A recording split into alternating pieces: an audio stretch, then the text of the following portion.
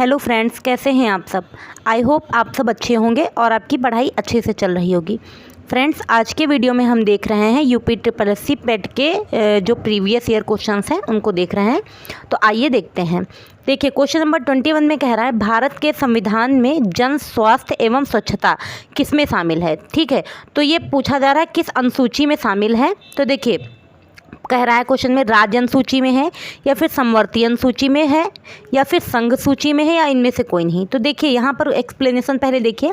कह रहा है भारत के संविधान में जन स्वास्थ्य एवं स्वच्छता राज्य सूची में शामिल किया गया है। संविधान की 7वीं अनुसूची जो है में विषयों का बंटवारा जो किया गया है वो 3 सूचियों में किया गया है, संघ सूची, राज्य सूची, समवर्ती सूची। ठीक है, अब देखिए, जब संविधान लागू हुआ था उस टाइम पर संघ सूची में कितने विषय थे? 97 विषय थे। अब वर्तमान में 100 हैं। और राज्य सूची में तब 66 विषय थे, वर्तमान में कितने हैं? 61 हैं।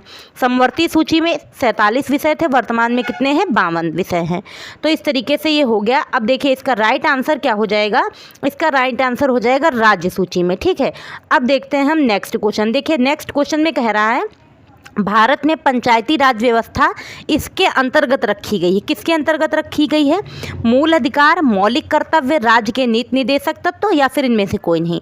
तो देखिए, अब इसका भी एक्सप्लेनेशन देखिए। कह रहा भारत में पंचायती राज व्यवस्था की चर्चा संविधान के भाग 4 राज्य के नीति निर्देशक तत्वों में अनुच्छेद 40 में की गई है। संविधान के भाग 3 में मूल अधिकार अनुच्छेद 12 से 35 तक हैं। भाग 4 में राज्य के नीति निर्देशक तत्व कहाँ से कहाँ तक हैं? 36 से 51 तक। तथा भाग 4 के खंड का में मूल कर्तव्य जो है अनुच्छेद 51A की चर्चा की गई है। तो देखिए, यहाँ पर जो क्वेश्चन हमसे करा था कि पंचायती राज व्यवस्था किसके अंतर्गत रखी गई है, तो राज्य के नीति निर्देशक तत्वों के अंतर्गत रखी गई है। अब देखते हैं हम नेक्स्ट क्वेश्चन नंबर 23। कह रहा शिक्षा का अधिकार, कह रहा है क्वेश्चन में शिक्षा का अधिकार एक मौलिक अधिकार है जो कि संबंधित है अनुच्छेद 21 से अनुच्छेद 19, अनुच्छेद 29, 30 या फिर डी। तो यहाँ पे देखिए, शिक्षा का अधिकार एक मौलिक अधिकार है, ये अनुच्छेद 21A में कहा गया है। तो राइट ऑप्शन तो ए हो गया। अब एक्सप्लेनेशन देख लीजिए। कह रहे हैं शिक्षा का अधिकार एक मौलिक अधिकार है जिसका संबंध अनुच्छेद 21A से है। यह प्रावधान जो है 86वें संविधान संशोधन 2002, देखिए 86वां संविधान संशोधन 2002 के माध्यम से जोड़ा गया। अनुच्छेद 19 में वाक एवं अभिव्यक्ति की स्वतंत्रता का अधिकार है और अनुच्छेद 29 में संस्कृत एवं शिक्षा संबंधी अधिकार बताए गए हैं। तो इस तरीके से इस क्वेश्चन को हमने देख लिया। इसमें राइट आंसर हमने बता दिया था, ए होगा। अब देखते हैं हम नेक्स्ट क्वेश्चन। तो देखिए, नेक्स्ट क्वेश्चन क्या कह रहा है? Question number 24। इसमें कह रहा है निम्न में से किसने संविधान में उद्देश्य प्रस्ताव रखा था। ठीक है, उद्देश्य प्रस्ताव की बात करी जा रही है। जवाहरलाल नेहरू ने, महात्मा गांधी ने, भीमराव अम्बेडकर ने या फिर कह रहा है BN राव ने। तो यहाँ पर राइट आंसर तो ए हो जाएगा, जवाहरलाल नेहरू ने उद्देश्य प्रस्ताव रखा था। ठीक है, तो यहाँ पे देखिए, संविधान सभा में उद्देश्य प्रस्ताव जवाहरलाल नेहरू ने प्रस्तुत किया था। BR अम्बेडकर जो है प्रारूप समिति के अध्यक्ष और BN राव संवैधानिक सलाहकार की भूमिका का निर्वहन किया था। ठीक, अब देखिए क्वेश्चन नंबर 25 में क्या कह रहा है? भारतीय संविधान के किस अनुच्छेद में अल्पसंख्यकों के हित निहित हैं? किसमें अल्पसंख्यकों की बात करी गई? तो यहाँ पे राइट आंसर तो इसका सी हो जाएगा, अनुच्छेद 29। अब देखिए, यहाँ पर कह रहा है, ये पढ़ लीजिए आप, इसमें जो बाकी के अनुच्छेद हैं उनके विषय में बताया गया एक्सप्लेनेशन। तो अनुच्छेद 21 में क्या है? प्राण एवं दैहिक स्वतंत्रता। अनुच्छेद 24 कह रहा है 14 वर्ष से कम आयु के बालकों को कारखानों, खदानों में नियोजन पर प्रतिबंध, यानी उनसे बाल श्रम नहीं करवाया जाएगा। अनुच्छेद 29 में कह रहा है भारत के क्षेत्र में रहने वाले किसी भी अल्पसंख्यक वर्ग द्वारा अपनी भाषा, लिपि एवं संस्कृति का संरक्षण। अब देखिए, हम देख रहे हैं क्वेश्चन नंबर 26। इसमें कह रहा है ठोस चालक में धारावाहक होते हैं। देखिए, ठोस चालक में जो धारावाहक होते हैं वो फ्री इलेक्ट्रॉन्स होते हैं, मीन्स मुक्त इलेक्ट्रॉन। जो फ्री इलेक्ट्रॉन्स होते हैं उन्हीं के द्वारा धारा का प्रवाह होता है। देखिए, ठोस चालक में धारावाहक मुक्त इलेक्ट्रॉन्स होते हैं। इलेक्ट्रॉन की खोज जे थॉमसन ने की थी। इलेक्ट्रॉन जो परमाणु में किसी कक्षा में नहीं होते हैं बल्कि स्वतंत्र होते हैं, उन्हें ही फ्री इलेक्ट्रॉन्स मीन्स मुक्त इलेक्ट्रॉन कहा जाता है। अब देखिए, प्रकाश वर्ष पूछ रहा है, प्रकाश वर्ष किसके मापन की इकाई है? एक वर्ष में मापी गई रॉकेट की गति, एक वर्ष में निर्वात में ध्वनि की द्वारा चली गई दूरी, या फिर एक वर्ष में निर्वात में प्रकाश द्वारा चली गई दूरी हवाई जहाज की। तो राइट आंसर तो इसका सी हो जाएगा। अब देख लीजिए इसका एक्सप्लेनेशन। ठीक है, तो देखते हैं एक्सप्लेनेशन। तो प्रकाश वर्ष जो होता है खगोलीय दूरी की वह इकाई है जो एक वर्ष में प्रकाश द्वारा निर्वात में तय की गई दूरी के बराबर है। प्रकाश वर्ष एक खगोलीय दूरी का मात्रक भी है। देखिए ब्लीचिंग पाउडर, यहाँ पे पूछ रहा है ब्लीचिंग पाउडर का रासायनिक सूत्र क्या है। तो देखिए calcium sulphate CaSO4, calcium oxychloride CaOCl2, sodium bicarbonate NaSCO3, sodium chloride NaCl। तो इसका राइट आंसर तो बी हो जाएगा CaOCl2। कैल्शियम ऑक्सीक्लोराइड को ब्लीचिंग पाउडर कहा जाता है। ठीक, अब बाकी के भी देख लीजिए। कैल्शियम ऑक्सीक्लोराइड जो है ब्लीचिंग पाउडर है, कैल्शियम सल्फेट जो है वो जिप्सम है, sodium chloride baking soda means खाने वाला सोडा है, सोडियम कार्बोनेट तो यहाँ पे साधारण नमक। एक चीज़ देखिए यहाँ पे गलत दिया हुआ है, जो सोडियम क्लोराइड NaCl है वो साधारण नमक है, सोडियम कार्बोनेट जो है वो है बेकिंग सोडा खाने का सोडा। ठीक, इसको सही कर लीजिएगा। यहाँ पे इन्होंने गलत दिया गया है। ठीक है, तो इस तरीके से इसको हमने देख लिया। अब देखते हैं हम नेक्स्ट क्वेश्चन। देखिए यहाँ पे कह रहा है 18 कैरेट सोने में खरे सोने का प्रतिशत कितना होता है। तो देखिए यहाँ पे 24 कैरेट में हम निकालते हैं पहले। देखिए 24 कैरेट में सोने का 100% होता है, तो 18 कैरेट में कितना हो जाएगा 18/24 × 100, सॉल्व करेंगे 75% आएगा। अब देखते हैं संतरे में बहुतायत में होता है। देखिए संतरे में क्या होता है, संतरा खट्टा होता है, संतरे में कैसा होता है विटामिन सी होता है। देखिए संतरे में बहुतायत विटामिन सी होता है। विटामिन सी साधारणतः खट्टे फलों में पाया जाता है। विटामिन सी का रासायनिक नाम एस्कॉर्बिक एसिड है, इसकी कमी से स्कर्वी रोग हो जाता है। विटामिन ए का रासायनिक नाम रेटिनॉल है, इसकी कमी से रतौंधी रोग हो जाता है। ठीक, अब देख लीजिए, हम देखते हैं नेक्स्ट क्वेश्चन। देखिए मैथ्स का है। यहाँ पे कह रहा है अंडर रूट में यहाँ पे क्वेश्चन मार्क लगा, वो हमें वैल्यू फाइंड आउट करनी है। देखिए हम क्या कर लेंगे, अंडर रूट के अंदर यहाँ पे x लिखेंगे, x/196 इज इक्वल टू कितना हो जाएगा 72 अपॉन में कितना आएगा 56।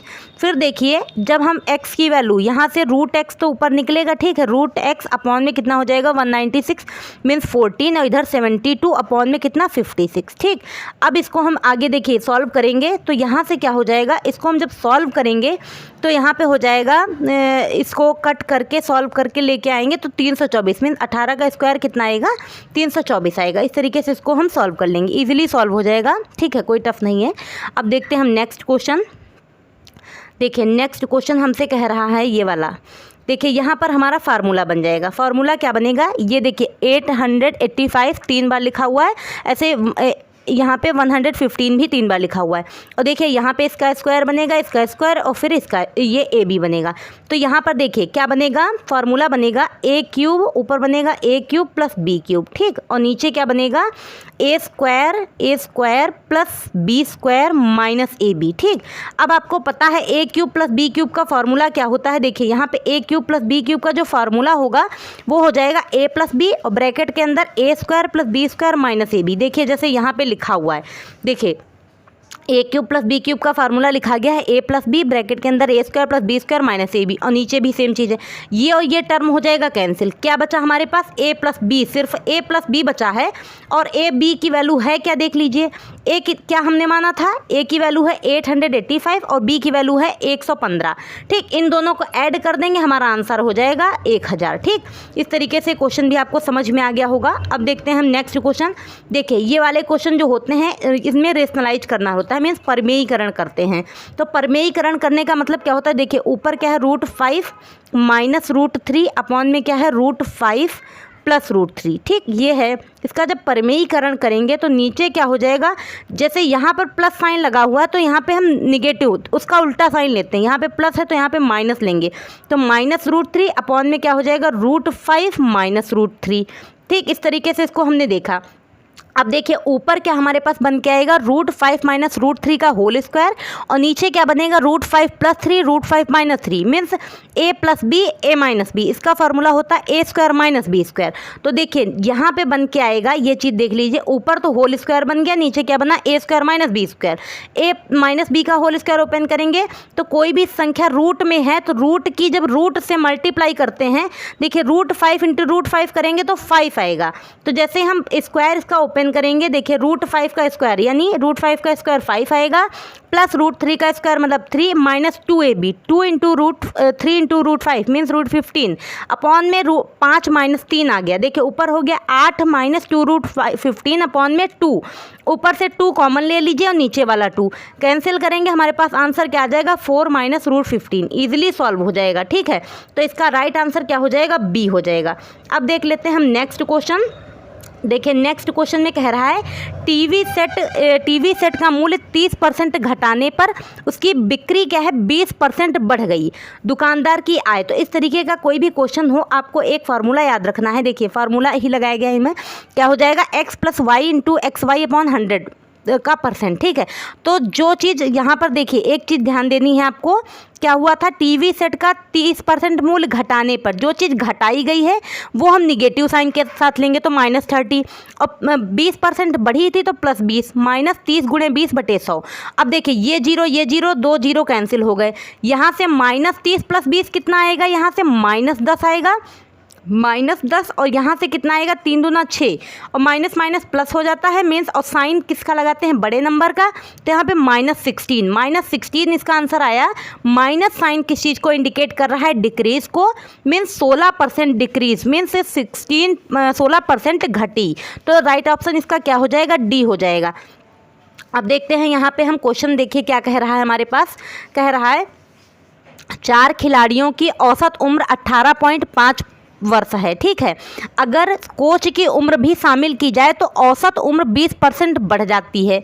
तो कोच की उम्र क्या है, तो यहाँ पर देख लीजिए हम क्या करेंगे, मान लेंगे कोच की उम्र क्या है x वर्ष है और कुल उम्र बराबर क्या होती है औसत उम्र गुणे संख्या।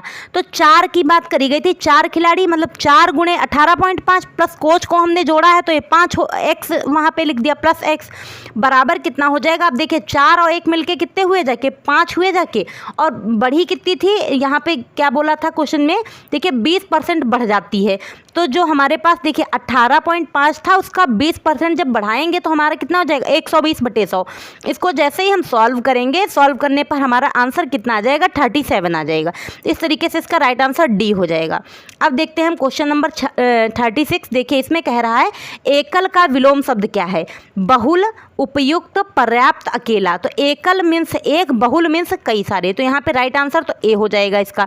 अब देख लीजिए बाकी के भी, तो देखिए एकल का बहुल हो गया, पर्याप्त का अपर्याप्त हुआ, अकेला का दुकेला, उपयुक्त का अनुपयुक्त। ठीक, अब देखते हैं हम क्वेश्चन नंबर 37। इसमें कह रहा है दर्प का पर्यायवाची शब्द कौन सा है, दर्प मतलब दर्प का हो जाएगा अहंकार। देखिए यहाँ पर क्या है, दर्प का पर्यायवाची अहंकार, दंभ, घमंड, मान, अभिमान, गर्व। व्यथा का दुख, वेदना, विपदा, शोक, खेद, कष्ट, संताप, अफसोस। स्वाभिमानी का आत्मगौरव, आत्मसम्मान। इस तरीके से इसका राइट आंसर बी हो जाएगा। अब देखते हैं हम क्वेश्चन नंबर 38। इसमें कह रहा मन को हरने वाला। तो देखिए मन को हरने वाला कैसा, जो बहुत हमें अच्छा लगे, मन को हरने वाला मनोहर होता है। यहाँ पे राइट आंसर हो जाएगा बी। ठीक, मन को हरने वाला मनोहर, मर्म तक पहुँचकर उस पर अनिष्ट प्रभाव डालने वाला मर्मांतक, जो मद में उन्मत्त हो उसको क्या कहते हैं, मदमस्त कहते हैं। ठीक, अब हम देखते हैं नेक्स्ट क्वेश्चन नंबर 39। इसमें कह रहा है गागर में सागर भरना। देखिए कोई छोटी चीज़ में बहुत सारी चीज़ रख देना, बहुत सारा उसमें थोड़े में बहुत करना, जैसे कम चीज़ में ज़्यादा चीज़ समाहित कर देना, ये चीज़ होती है। तो गागर में सागर भरना यानी थोड़े में बहुत कहना। अल्पभाषी मतलब कम बोलने वाला। अंग अंग मुस्काना मतलब बहुत प्रसन्न होना। लोहा मानना मतलब हार मानना। तो यहाँ पे राइट आंसर क्या हो जाएगा, इसका बी हो जाएगा, थोड़े में बहुत कहना। अब देखते हैं हम क्वेश्चन नंबर 40 और आज का लास्ट क्वेश्चन। तो देख लीजिए जरा, क्वेश्चन नंबर 40 में कह रहा है शुद्ध वर्तनी का चयन कीजिए। यहाँ पे शुद्ध वर्तनी जो लिखा है सही से वही हमें पढ़ना। देखिए यहाँ पे लिखा है महत्वाकांक्षा, ठीक है, और फिर महत्वाकांक्षा। तो यहाँ पे राइट आंसर क्या हो जाएगा, महत्वाकांक्षा होता है। तो सी यहाँ पर राइट आंसर हो जाएगा। ठीक, इस तरीके से फ्रेंड्स आज के वीडियो में हमने 20 क्वेश्चंस को कंप्लीट कर लिया है, जो 40 तक के आपके इस सेट के क्वेश्चंस हो गए हैं। तो अच्छे से पढ़ते रहिए। अगर आपको हमारी वीडियोस अच्छी लग रही, आपके लिए हेल्पफुल हैं, तो चैनल पर नए हैं तो प्लीज़ चैनल को सब्सक्राइब कर लीजिएगा, लाइक शेयर एंड कॉमेंट कीजिएगा। Thank you.